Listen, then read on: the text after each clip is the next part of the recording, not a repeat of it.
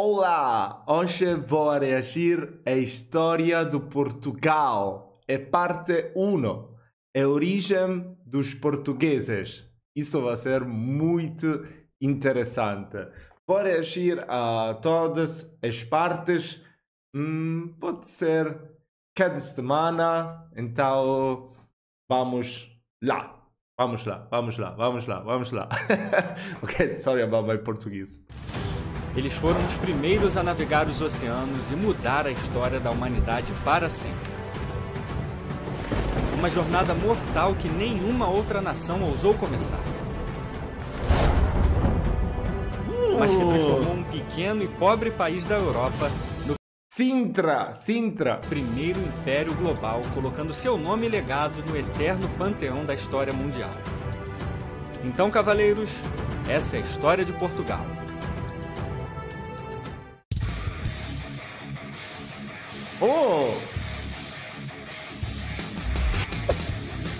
Impérios AD.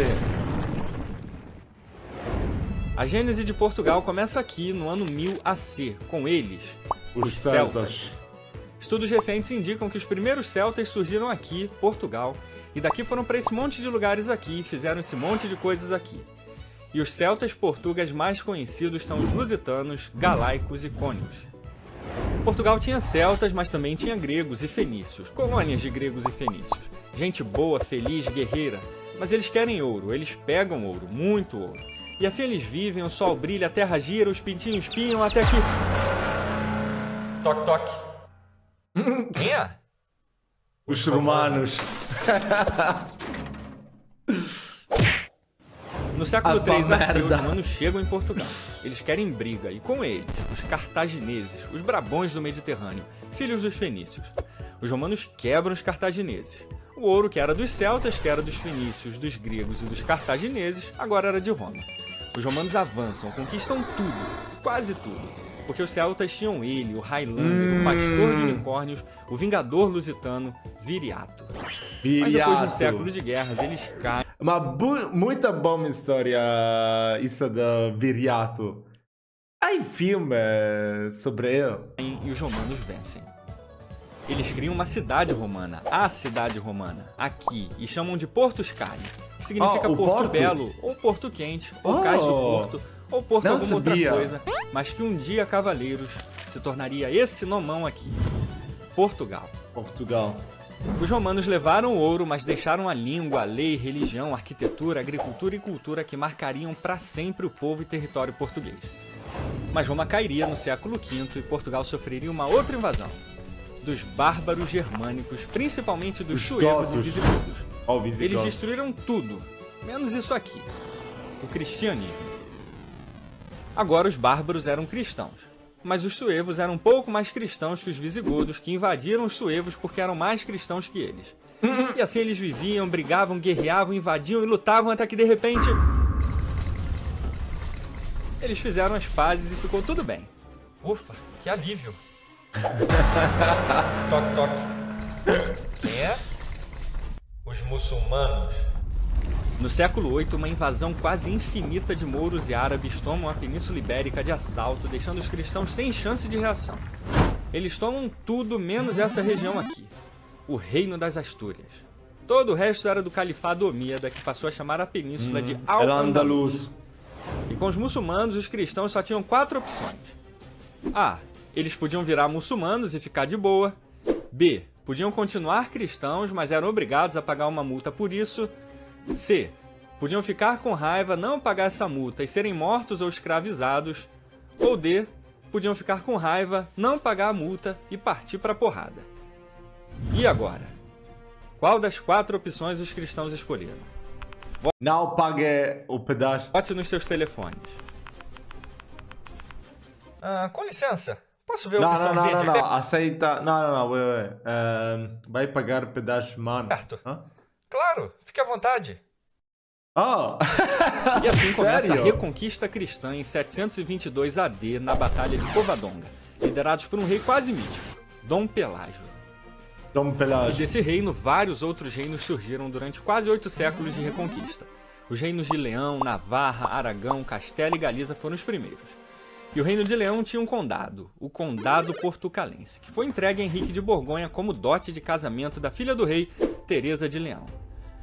Enquanto os caras ganhavam condados de presente de casamento, eu e você ganhamos um liquidificador que nem funciona direito.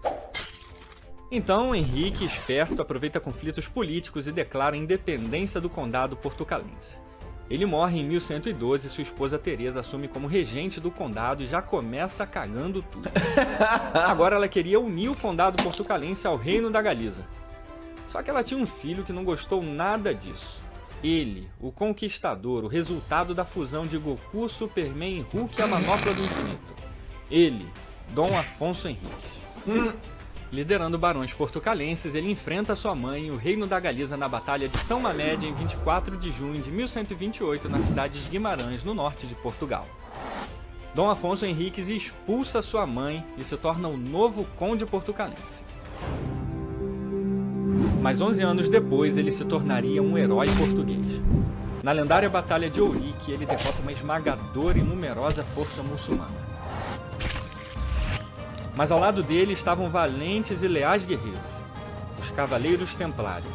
Eles estiveram presentes desde a fundação de Portugal, criando uma relação de lealdade com a nação que atravessaria os séculos. Com a vitória de Ourique, Dom Afonso Henriques foi aclamado rei de Portugal, e assim, em 1139, nascia o Reino de Portugal, com a dinastia de Borgonha. Mas Afonso ainda teria uma última glória: Lisboa. A reconquista da Península Ibérica era tão importante para o mundo cristão que ela chegou até a fazer parte da Segunda Cruzada. Aliás, esse foi o único sucesso dela. O cerco de Lisboa, em 1147, foi um golpe decisivo na dominação islâmica, com o ato final em 1249, com a conquista do Algarve. Era o fim da reconquista cristã em Portugal, era o fim da dominação islâmica. E Afonso III deve ter morrido rindo. Ele deixou Portugal livre dos mouros, unido como um estado forte e estável, e ainda deixou ele, seu filhinho, o primeiro nerd português, Dom Dinis I. Amante e incentivador das artes, cultura e arquitetura, diplomata, fundador oficial da língua portuguesa e da Universidade de Coimbra, uma das primeiras universidades da Europa. Em termos simples... Qual foi a primeira? Foi a Sorbona em Paris ou a Universidade de Bolonha? Acho que foi a Universidade de Bolonha, não? Dom Dinis I está para Portugal, assim como Dom Pedro II está para o Brasil. Se os dois existissem na mesma época, eles iam dominar o mundo fácil. E ele, dentre todos os reis da Europa, foi o primeiro a proteger e preservar o legado dos cavaleiros que ajudaram a criar sua nação, os Templários. Ciente da trama do Papa Clemente V e Filipe IV de França de confiscarem todos os bens dos cavaleiros, ele desafiou todas as bulas papais que ordenavam a prisão e execução dos Templários, como a Ad Providam e a Vox in Excelsior. Os Templários estiveram ao lado de Portugal durante todos esses anos. Agora seria a vez de Portugal estar ao lado deles. Depois de anos de negociações, o Papa finalmente cedeu à pressão de Dom Dinis e autorizou o pedido dele em 1319 com a bula Ad Ea Exquibus, a criação de uma nova ordem de cavaleiros formada por todos os templários em Portugal. A Ordem de Cristo seria a guardiã do legado dos Cavaleiros do Templo e até do símbolo que foi a face... They were done so dirty, right? The Templars Knights. They were, yeah, come on. They were really done so dirty throughout history. ...desses guerreiros épicos. E essa atitude corajosa seria responsável por colocar Portugal no topo do mundo um século depois. Mas antes disso, Portugal passaria por uma prova que testaria ao limite o valor e determinação do seu povo e que poderia mudar para sempre o destino de sua nação. Fernando I, bisneto de Dom Dinis, tinha uma esposa. Ela, a jararaca traidora de Portugal, Leonor Teles. Com a morte de Fernando, ela passa a governar com o objetivo de entregar Portugal ao Reino de Castelo. Com a maioria da população contra... Sim. Acho escutado isso no podcast da Português with Leo. Foi muito interessante. Para a rainha, o país entra em guerra civil. E para completar o caos, o poderoso Reino de Castelo invade Portugal com tudo. Uma força esmagadora de mais de 30 mil homens tinha apenas um objetivo: a conquista definitiva de Portugal. Mas um homem seria a face da resistência de um povo teimoso e determinado.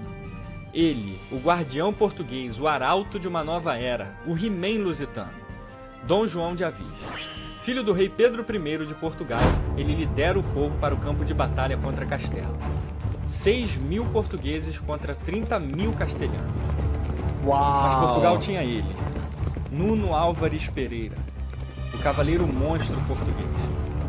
Mesmo assim, em 14 milhões de probabilidades, Portugal ganharia em apenas uma. Mas Portugal só precisava dessa única oportunidade. Na épica Batalha de Aljubarrota, em 14 de agosto de 1385, os portugueses exterminam as forças castelhanas na batalha mais importante da história de Portugal e a mais humilhante dos reinos espanhóis. No mesmo ano, Dom João I... Vocês acham que Portugal agora seria parte da Espanha se não houver ganado essa batalha? É aclamado novo rei de Portugal, dando início à lendária dinastia de Avis. Essa mesma dinastia não só salvou a história de Portugal, mas nas décadas seguintes seria responsável por mudar a história da humanidade para sempre.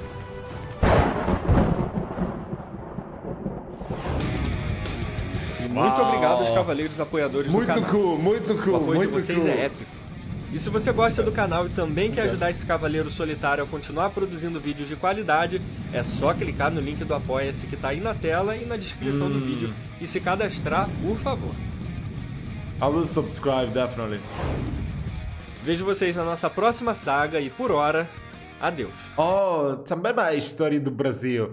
Pero agora quero acabar com todas as partes esta história do Portugal. Depois vou reagir à história do Brasil também. Uau!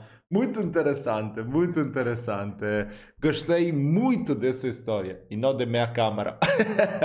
Então, if there were any errors, I don't know how to say that in Portuguese, I apologize. Let me know down in the comments, and yeah, if you have anything to add, because of course this is like a very brief resume of the history of Portugal. I want to dive deeper one day, but for now I just want to learn in general the history of Portugal and Brazil. So yeah, let me know more facts that you have learned maybe in school or reading books or whatever. And if you have any resources that you can recommend me, you know, maybe podcasts, maybe books, just let me know those as well, because I really love to learn about history in general.